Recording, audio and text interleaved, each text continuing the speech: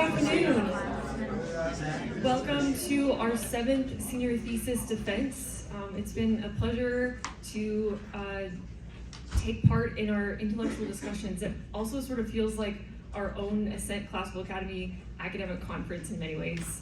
But it's also a celebration of our seniors and the great work that they've done. So we have 2 more wonderful seniors to go, and so we are going to begin let's welcome our next senior, Mr. Eli Rogers, to the front.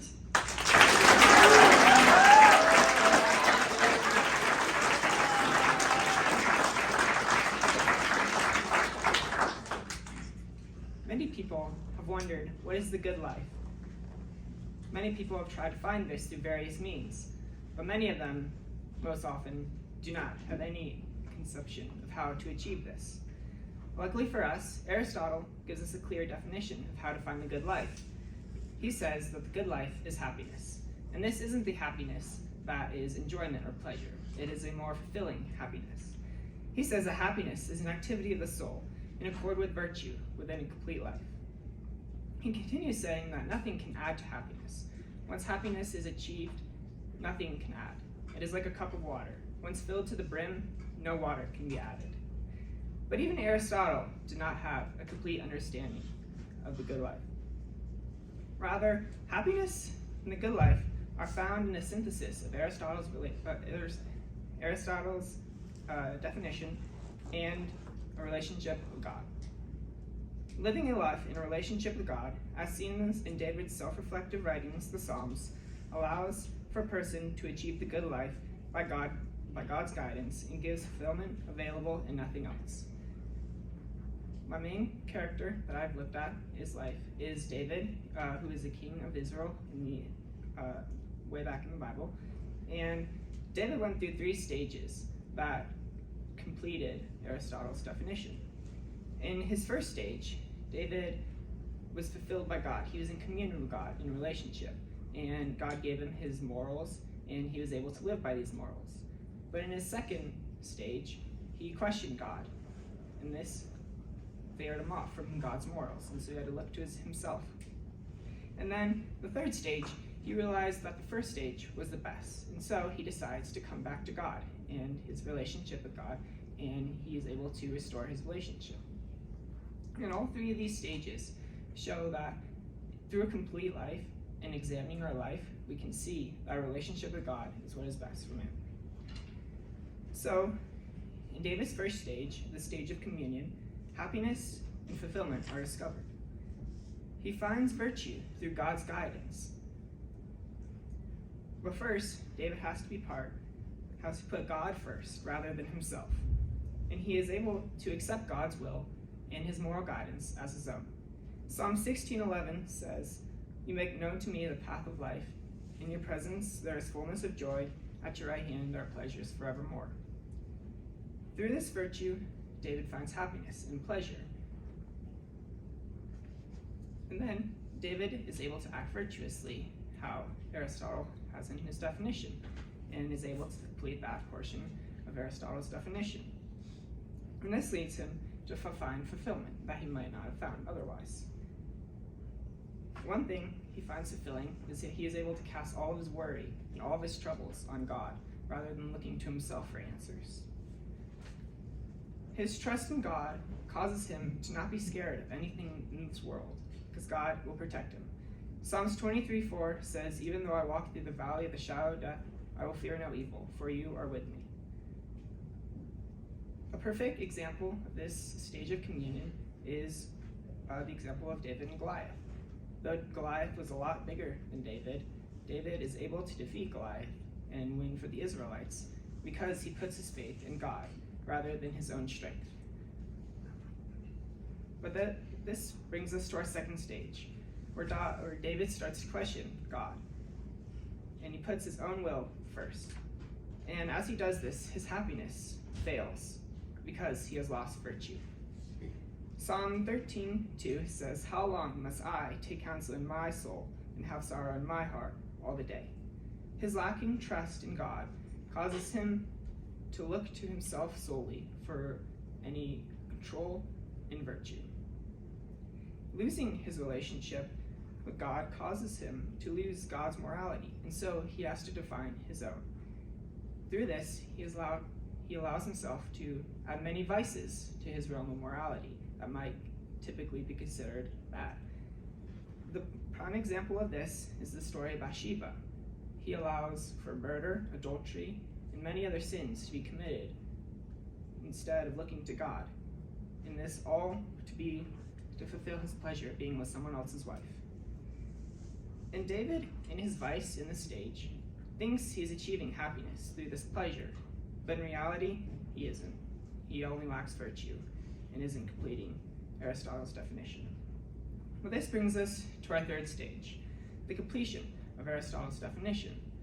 See, through his first two stages, he was able to see that his relationship with God in the first one was what was best for him, rather than trying to define his own morality. And he sees that happiness was the most complete in the first stage. And by his faith, he has allowed God's morality to be once again defined by him. Psalm 51:10 says, "Create in me a clean heart, O God, and renew a right spirit within me." And this faith and morality allows him to put God's will first, rather than his own. Psalm 131:1 says, "I do not occupy myself with things too great and too marvelous for me." Rather than looking to himself for control, he allows God to control what he might not normally be able to. One counterpoint to this is that only a person of very righteous standing can have a relationship with God. But this is not true. As we see, David sinned. He says in Psalm 51:5, "I was brought forth in my iniquity, and in sin did my mother conceive me." So in conclusion, David found that trusting in God and putting God's will first allows for happiness and the completion of Aristotle's definition of happiness. Though the second stage may have been a rough patch for David, he was able to see that through this stage, God was his only path that he should live by. And you may be wondering what God's will is. God's will is redemption for all humans, that everyone can have a relationship with him. Thank you.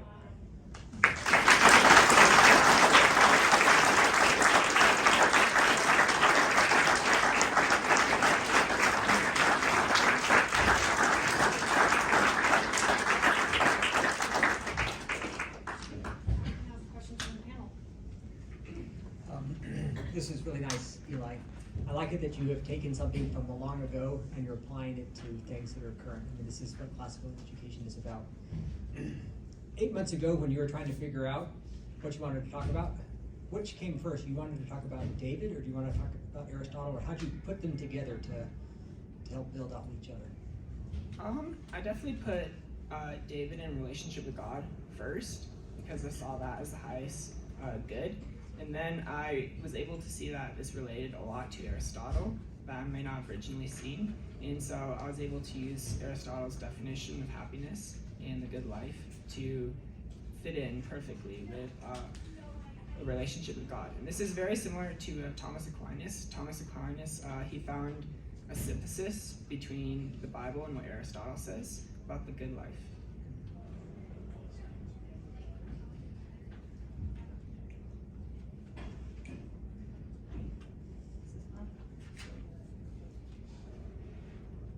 Hello. Can you provide some feedback maybe on another version of this cycle, since you mentioned cycles plural several times, right? And you've dug into quite a bit his time of sin with Bathsheba. Can you develop this more to maybe talk through how this might have happened throughout his life? One more example of this would be when David is fleeing from his son Absalom. The times are down. He may have been down on himself at times, but in the end, he was able to find that God, being in a relationship with him, was able to keep him company and able to give him fulfillment that he found not in himself, but only in God. So first off, well done on this piece. It was really fun to reading it, and you did a really good job and worked really hard on it. So, great there. Thank you. David honored God's position as a creator, recognizing him as the ultimate being with the power to give and take life as he pleases. And this leads David to see God's will as the only source of absolute good in this world, is what you said. In the beginning, when David was a shepherd, in what ways is there evidence that his foundation was after God's heart? Definitely with, like I said, with Goliath, that was before he was a king. He was able to defeat Goliath with God's will, but looking back also, his life experience as a shepherd, he used that to also defeat Goliath, and so he fought animals like lions, bears, and other animals to defend his sheep, and through that, he put God first, and was allowed God to be his protection and the sheep's protection, and so that allowed him to also put God first in much bigger things like Goliath.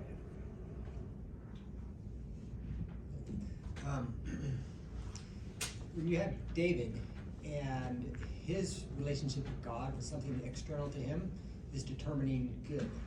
But Aristotle talks about achieving happiness is good, but happiness is something that is internal. That's something subjective. Do you find, given that difference, one way of determining happiness would be better than another? Meaning one is internal, and how do you know if it's true happiness, whereas one is something external you can compare it to, and maybe easier to see if you achieved the goodness? I would say that David, he has God's moral code, at the top of his heart, and so through this, he is able to live virtuously with others, and having fulfillment doing that virtue is probably allowed him to see that his life is good, and also not being concerned with himself, but living for others. Does that answer the question? Well, kind of. So David was looking to something outside of him, and perhaps he would know if he achieved that. But Aristotle, if it's something internal, how would they know they would achieve the final happiness? I think it goes along with the definition. He's able to see that his life is better when he was in a relationship with others, and not only himself but his interaction with others. I don't think virtue is possible without others, because there's no reason to have virtue. And so David sees that living virtuously, living by God's morals, is what is best for him, and so he does that and is able to see that is when he has happiness, rather than trying to find fleeting pleasures or something. So you have quoted a verse where God is describing David as a man after his own heart.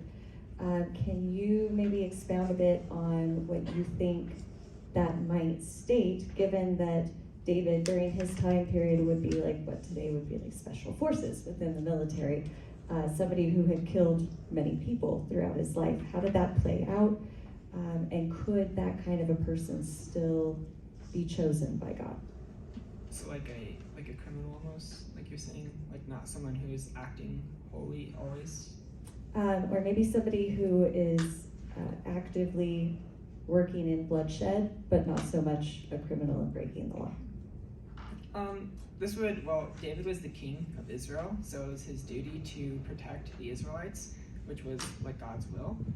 And I guess if you relate this to other people, this kind of goes back to what we learned in the Iliad of piety, having faithfulness to your God, your family, and your country.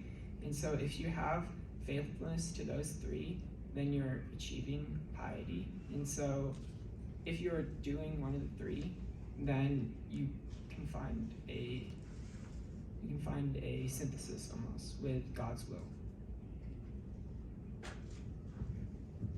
All right, to kind of back up with Dr. Wilkinson here. You said that over and over in your thesis you've got about God's wills or God's commandments or God's morals and that kind of stuff. But you've listed also later the sins or the falls that David went through. But you don't really describe some of the good things. As a saint, we know Aristotle's virtues really well here. But what are some of those concrete things that we can look at in David's life that are, am I keeping this? Am I good? Whereas we have the virtues of courage. Am I showing courage for good? What are some of those moral values that David followed? I definitely think he would follow like many of the virtues we have here, acting like prudently, responsible, courage, all for God's will, and relating all our virtues here to God's will is going to be like what God would want. And so throughout all the Bible, you can find many of these virtues being played out in what God wants through many characters and like little laws and stuff. And if you act with our virtues in context to God, then you will find that that is all acting with God's morals.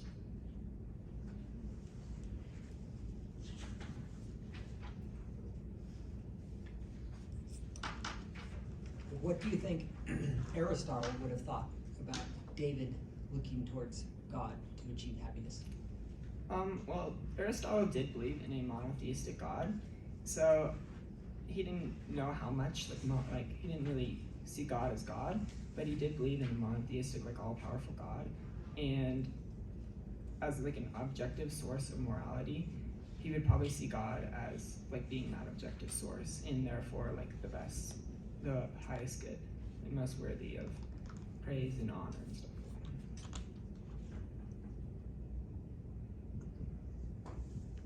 Can you talk a little bit about God's selection of Solomon as the son of David to take over kingship of Israel, since Solomon resulted from that relationship with Bathsheba? It shows that first of all, that the world is fallen and that this plays into God's will, because even though we all sin, it is all to show that God is good and that he can make anything good with whatever he has.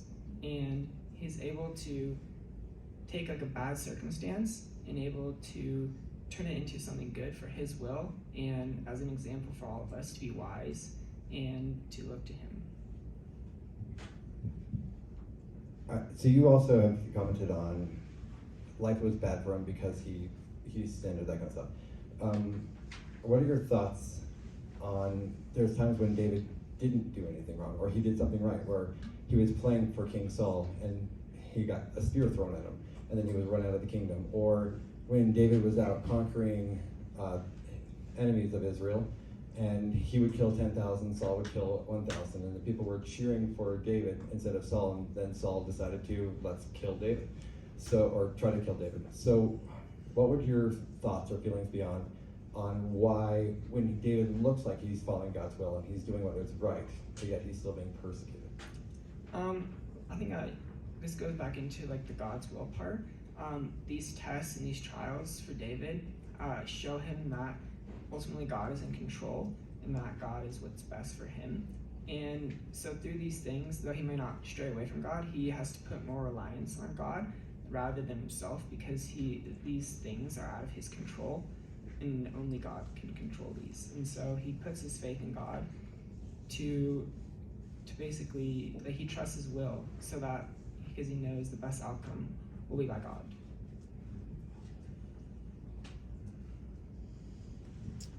So you spent a lot of time reading about David, and you spent some time thinking about Aristotle's ideas of happiness. What is one thing you learned about Aristotle from this, and one insight you had into David from this? Kind of back to what I said earlier about Aristotle believing in monotheistic God, which is pretty crazy because he didn't have any contact with Christianity. So to come to that conclusion is pretty absurd. And then for David, I'd probably say looking at the end of his life, he did not get to build the temple, which was God's will, but he did not get to build it because of his sin with Bathsheba and many other sins. But he still was able to put his trust in God and allow himself to say that this is for the best. It doesn't matter if it was me, but it's all for God's will.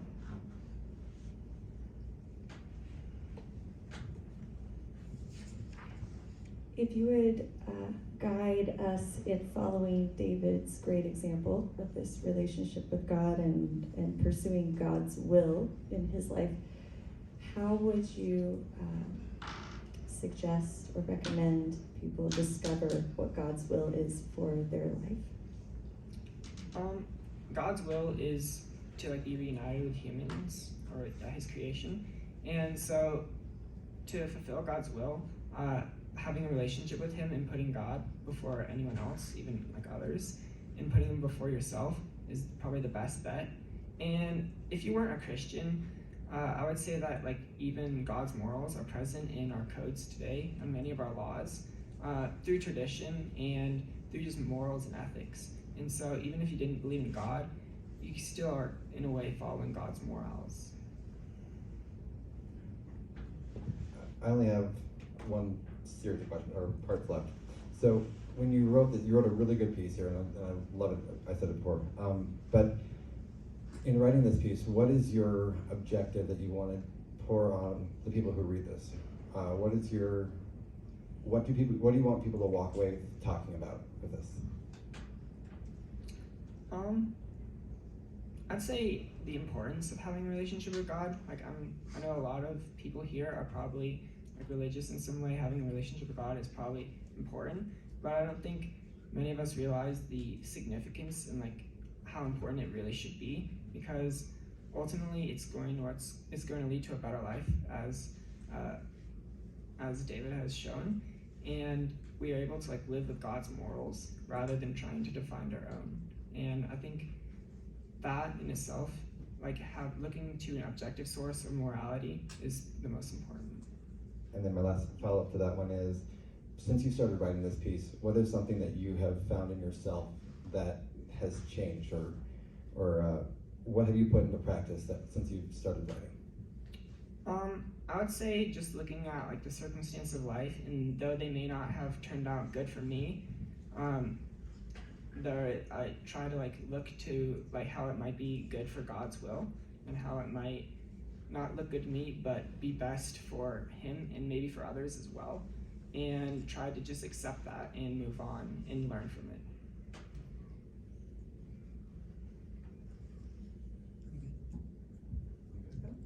I have another one. Okay, so after all of these months and deeply studying David and his relationship with God, who do you think you are going to study next? I think someone very similar to David would be Paul, because he goes through many hardships like shipwrecks in prison, and he's able to put God first in it all. And based on his stories, he's able to like remain a little bit more, almost, I don't want to say a little bit more firm, but he's able to stick to God a lot more and able to give very good advice for like every generation of Christians and everyone. Thank you. Okay, now we will open up questions from the audience. Ms. Pruitt. So there are many people who believe in a singular God, but they have issues with all of the characteristics of God as described in the Christian Bible. What would you say to someone who says, yes, I agree that a relationship with an all-powerful being is good, but they don't necessarily ascribe to feeling like they should have a relationship with the God of the Christian Bible?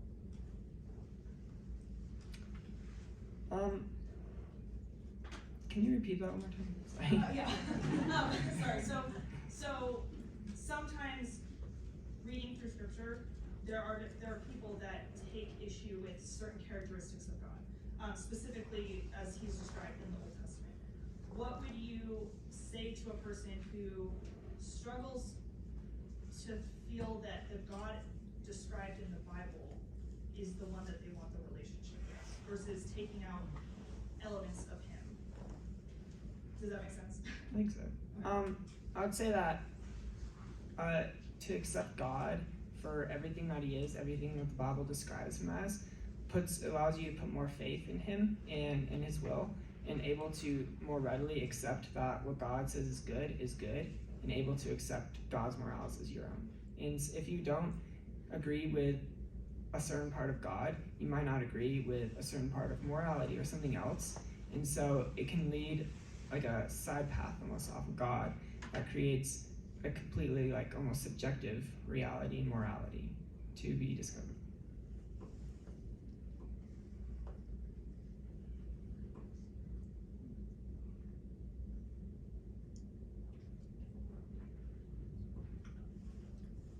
question.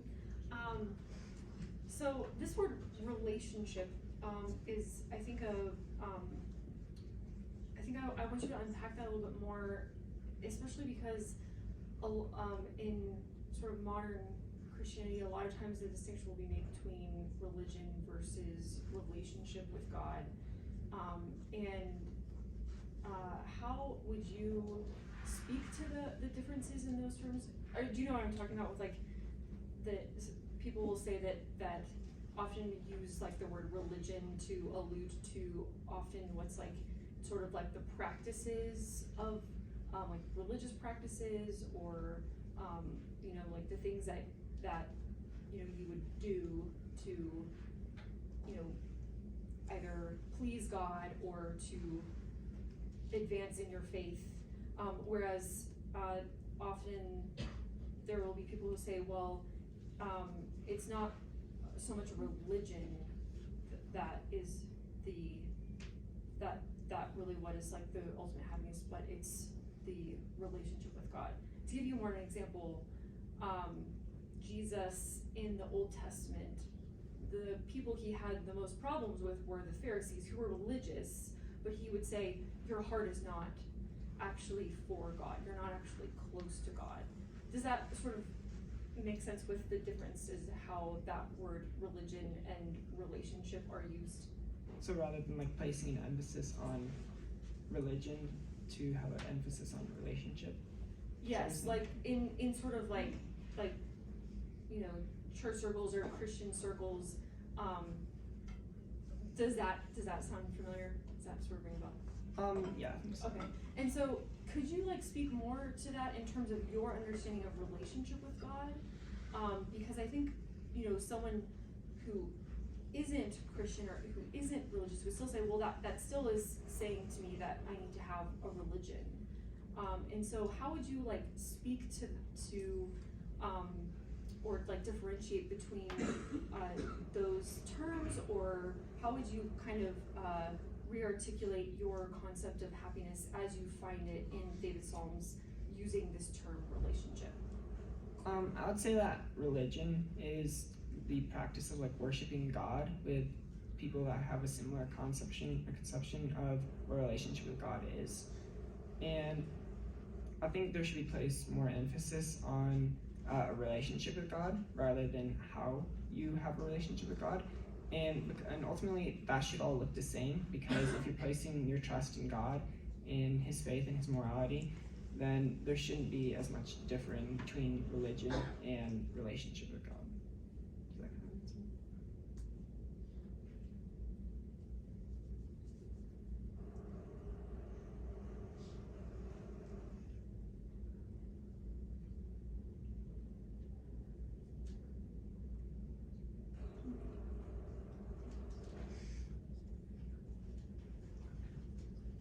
Question. David in the Bible is a picture of Jesus, the King to come. So how would you say that, with David's shortcomings, how would you say that Jesus was a better fulfillment with having a relationship with God? I mean, Jesus was perfect, so he didn't sin at all, so he didn't go straight from God's will.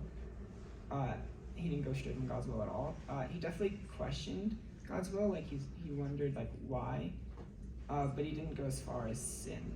In the Garden of Gethsemane, before he died, he asked God to take away this cup and allow him not to be crucified on the cross. And ultimately he saw that, just like David, that God's will was what was best for himself and then for everybody else. And by Jesus' sacrifice, he was able to save, or is able to give the chance for everyone to be saved and have an eternal relationship with God. And so I would say David's relationship with God is a glimmer of that perfect relationship we can have with God for eternity. And it's also a glimmer of like the Garden of Eden, where Adam and Eve were able to have like a perfect relationship. But now with Jesus' sacrifice, now people and David, they have to actively seek it out rather than it just be given to them as in the Garden of Eden.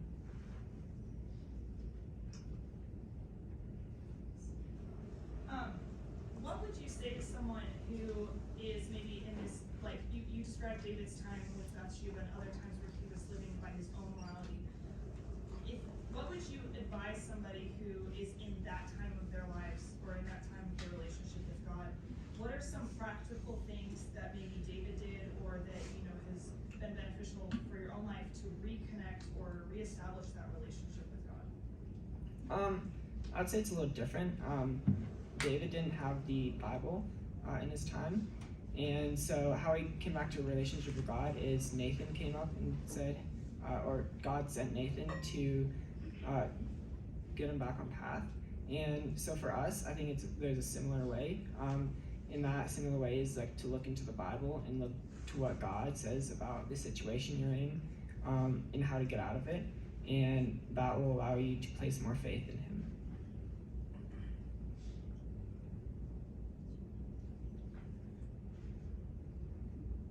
What do you think is the significance of David as a king, especially concerning being a king of this nation who would eventually be known as like the Jews, Christian nation? What do you think is important about his role as a king?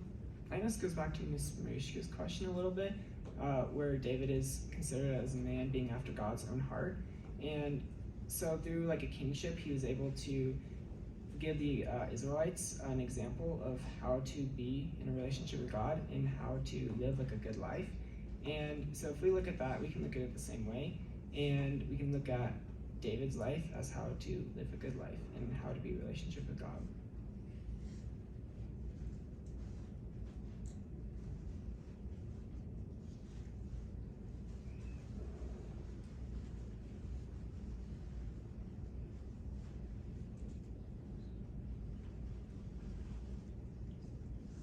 What would you say to someone that has been hurt kind of by like religion or church, and how would you like encourage them to focus back on a relationship with God?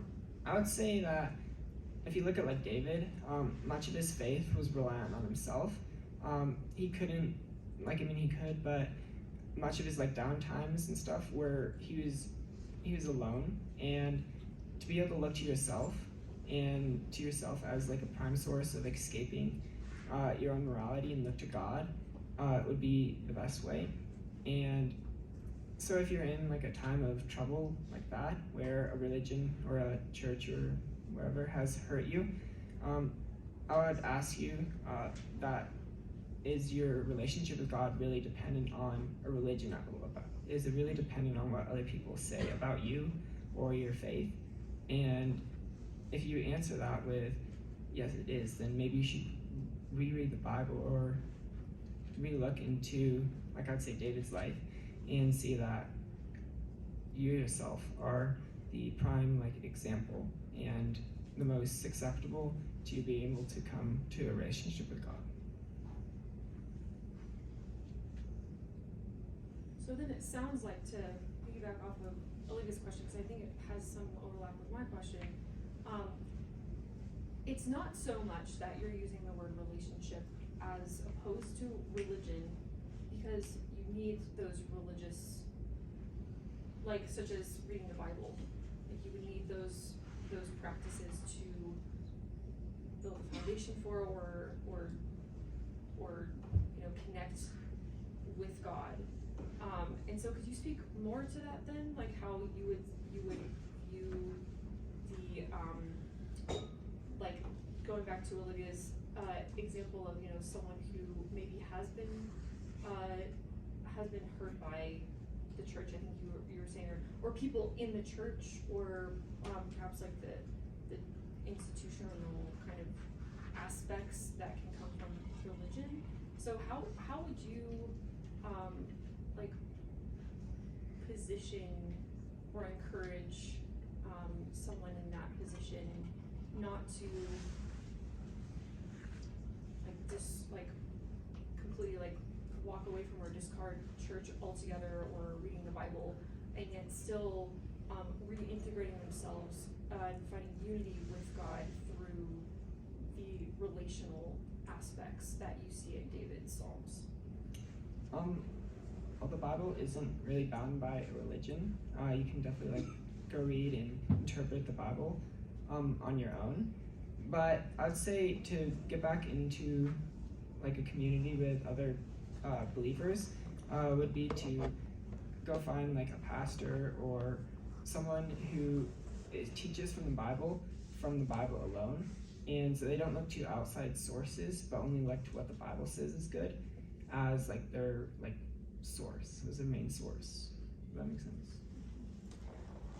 Okay, I'm so sorry, we actually are out of time for questions. So here ends Eli's defense. Let's give him all.